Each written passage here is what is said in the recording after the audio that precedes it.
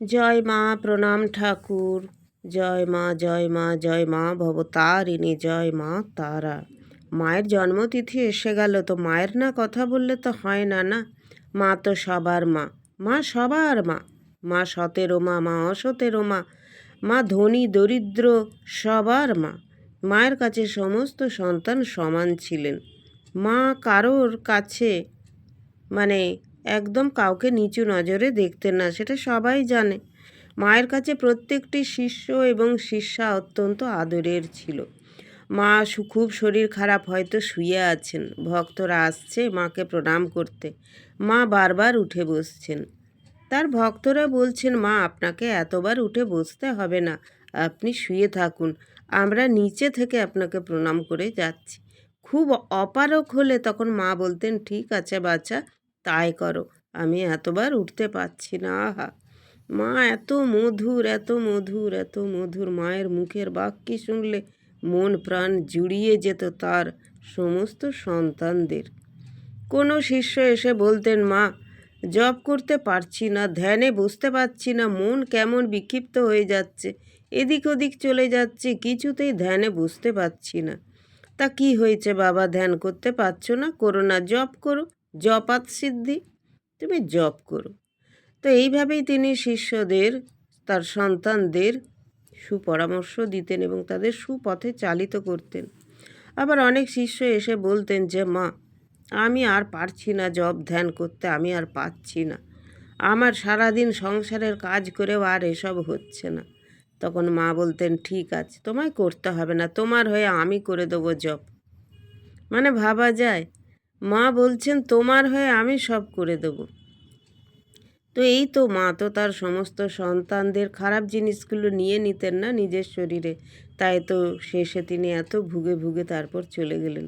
সন্তানদের সমস্ত দুঃখ কষ্ট, তাদের পাপ সব নিজের শরীরে নিয়ে নিয়েছিলেন।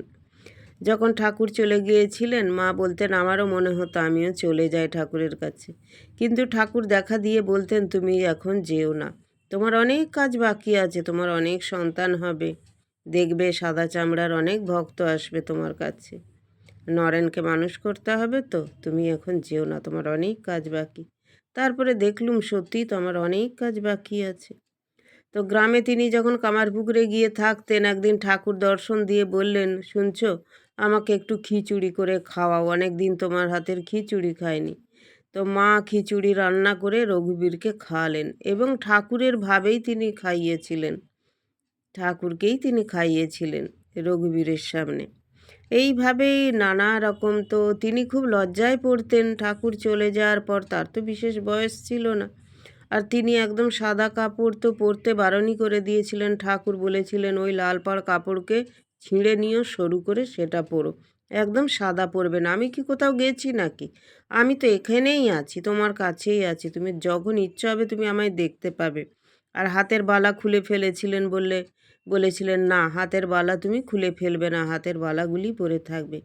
মানে ঠাকুর কতটাই আধুনিক মনস্ক ছিলেন যে আগেকার দিনে তাই হতো যে বিধবা হয়ে গেলে সমস্ত কিছু খুলে ফেলে দিয়ে নিরাভরণা হয়ে থাকতে হতো, মাথার চুল কেটে দিয়ে ন্যাড়া করে দিত। কিন্তু না, ঠাকুর বললেন না। তো সেই থেকেই তো মানুষ শিখেছে যে না, বিধবা হলেও সে রঙিন কাপড়ও পরতে পারবে, হাতে কানে গলায় এই গয়নাও পরে থাকতে পারবে। কেন পারবে না? মানুষটা চলে গেছে, কিন্তু সে যতক্ষণ বেঁচে আছে তাকে তো ভালোভাবে বেঁচে থাকতে হবে। এই যে ঠাকুরের শিক্ষা, এই যে ঠাকুরের জ্ঞান, এই যে মানুষকে কতটা উদ্বুদ্ধ করে, কতটা অনুপ্রাণিত করে, এখন মানুষ বুঝছে, নিশ্চয়ই বুঝছে। তো মা বলতেন, মায়ের তো অনেক শিষ্য ভক্ত ছিলেন। যোগীন মহারাজের কথা উঠলে মা বলতেন, যোগিনের মতো আমাকে কেউ ভালোবাসতো না। আমার যোগিনকে কেউ যদি ৮ আনা পয়সা দিত, সে রেখে দিত, বলতো, মা তীর্থে তীর্থে যাবেন তখন খরচ করবেন। সর্বক্ষণ আমার কাছে থাকতো, মেয়েদের কাছে থাকতো বলে ওরা ছেলেরা সকলে তাকে ঠাট্টা করতো।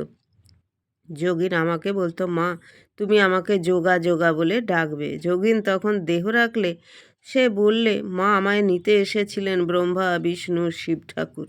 আমি মাকে বললাম, কোন কোন ভক্ত কে কে আমাকে বলতে হবে? মা কাউকে না বলতে পারো?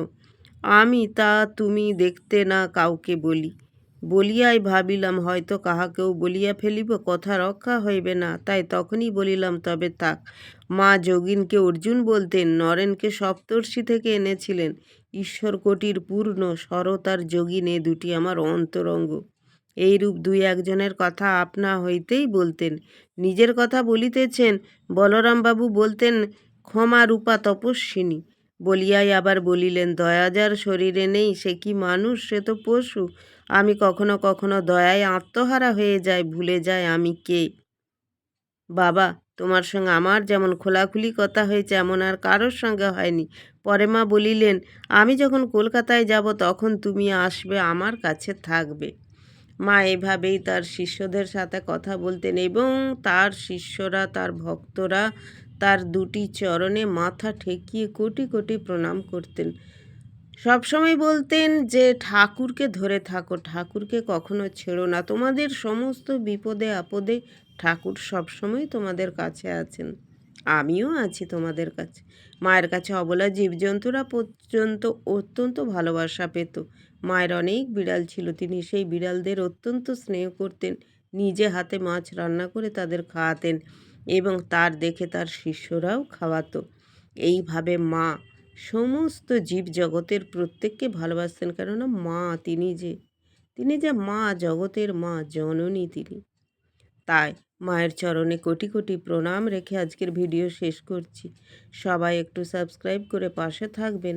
আর অবশ্যই মায়ের চরণে প্রণাম রেখে জয় মা শারদা, প্রণাম ঠাকুর লিখে যাবেন। হরে কৃষ্ণ, রাধে রাধে।